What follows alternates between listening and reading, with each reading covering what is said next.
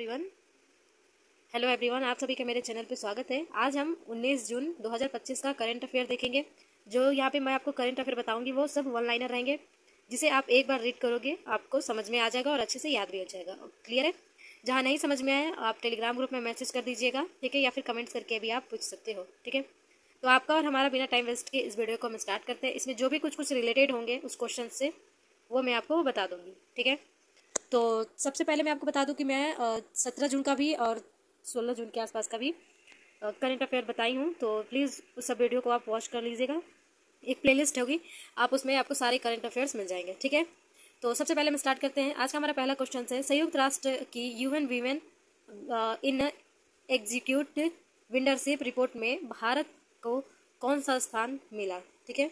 यह जो UN women इन है यह महिलाओं से रिलेटेड है, जिसमें ये कि जो हमारे जैसे मान लीजिए कि टोटल बताना है कि इसमें जो महिलाएं हैं किस संसद में या फिर और भी जो हमारे क्षेत्र हैं उन सब में कितनी महिलाएं हैं, उन्हीं सबसे रिलेटेड ये क्वेश्चंस है, ठीक है। तो जो भारत है उस भारत को 174वां स्थान मिला है, ठीक है। और जो टोटल रैंकिंग है वो 181 है, ठीक है। मतलब 181 में से 174वां रैंक भारत का है, ओके।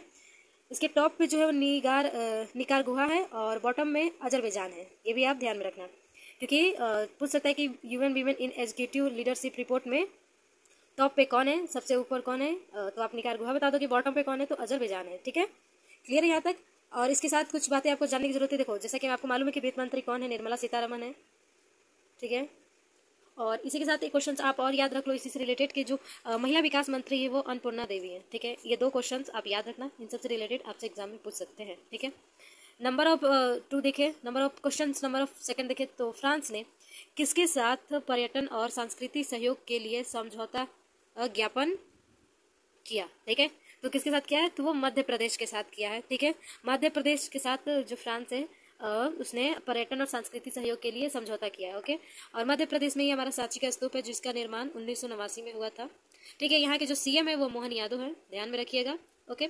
बहुत बार एग्जाम में देखने को आता है कि सांची का स्तूप कहाँ है, तो आप सांची का स्तूप बता लोगे कि सांची का स्तूप मध्य प्रदेश में है, ओके। देन इसके नीचे देखे क्वेश्चन नंबर 3 देखें तो स्काई ट्रैक्स 2025 अवार्ड में इंडिगो को दुनिया की सर्वश्रेष्ठ कम लागत वाली एयरलाइन में कौन सा स्थान मिला, ठीक है।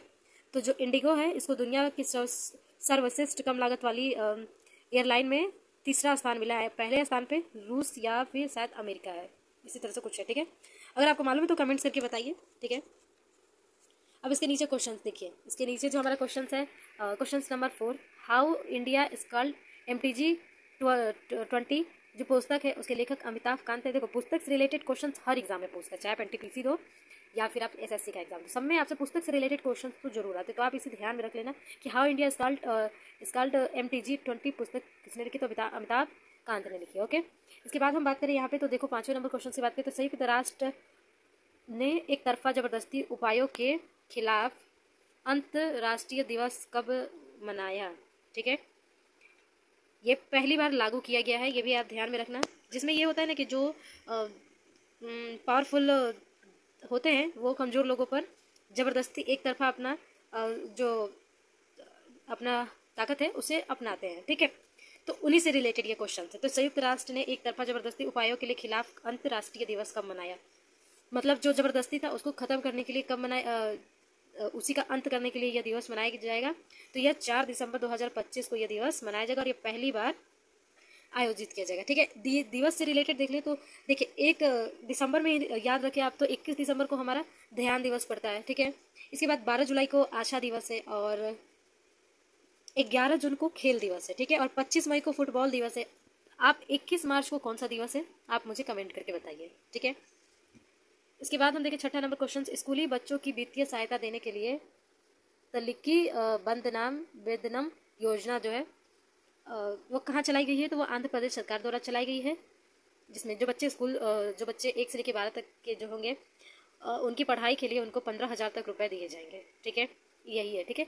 7वां नंबर क्वेश्चन देखिए तो एडलमैन ट्रस्ट बैरोमीटर 2025 में भारत को कौन सा स्थान मिला, तो भारत को तीसरा स्थान मिला, ठीक है। ग्लोबल फायर पावर इंडेक्स 2025 में भारत को चौथा स्थान मिला। स्थान वाले क्वेश्चंस भी बहुत बार एग्जाम में पूछते, तो आप इसे भी ध्यान में रखना। ओके, 9 नंबर की बात करें तो देसी ऊनो को किस देश में आयोजित अंतर्राष्ट्रीय एनिमेशन महोत्सव में सर्वश्रेष्ठ कमीशन फिल्म के लिए जूरी पुरस्कार मिला, जूरी पुरस्कार, तो वो फ्रांस को मिला है। ठीक है, जूरी पुरस्कार से रिलेटेड क्वेश्चन थोड़ा सा ये अलग है, इसलिए एग्जाम में आने के चांसेस ज़्यादा है। ठीक है, 11 नंबर क्वेश्चन देखिए, तो नीति आयोग के पहले राजकोषीय स्वास्थ्य सूचकांक में शीर्ष स्थान किसका है, तो उड़ीसा का है। ओके, आज का हमारा लास्ट क्वेश्चन है, भारत चीन सीमा पर सिपकिला दर्रा को घरेलू पर्यटनों के लिए प्रारंभ किया गया दर्रा किस राज्य में है। भारत चीन सीमा पर सिपकिला दर्रा को घरेलू पर्यटन के लिए प्रारंभ किया गया, तो दर्रा किस राज्य में है, तो दर्रा हमारा हिमाचल प्रदेश राज्य में है। इसे आप ध्यान में रखना। दर्रा से रिलेटेड और भी जो क्वेश्चंस बन सकते हैं वो मैं आपको बता दूंगी। दर्रा क्या है, दर्रा टोटल कितने हैं, कहाँ कहाँ पर स्थित है, तो ये मैं आपको एक वीडियो के थ्रू बता दूंगी। ठीक है, तो दर्रा में अलग से एक वीडियो के थ्रू बता दूंगी। तो आई होप कि आपको ये वीडियो अच्छा लगा हो। मैंने यहाँ पे 19 जून का करंट अफेयर आपको बता दिया, आप इसे अच्छे से एक बार देख लेना, क्योंकि वन लाइनर है, आपको जल्दी याद हो जाएगा इसलिए। ठीक है, तो चलिए आज के लिए बस इतना ही, मिलते हैं फिर हम नेक्स्ट वीडियो में। तब तक आप चैनल पे बने रहें, अगर वीडियो अच्छा लगा तो प्लीज़ चैनल को सब्सक्राइब कर लीजिएगा। ठीक है, और अगर आपको किसी और टॉपिक पे वीडियो चाहिए तो आप जरूर बताइएगा, उस टॉपिक पे मैं आपको वीडियो प्रोवाइड कर दूंगी, और जहाँ कहीं नहीं समझ में आया हो आप पूछ सकते हो।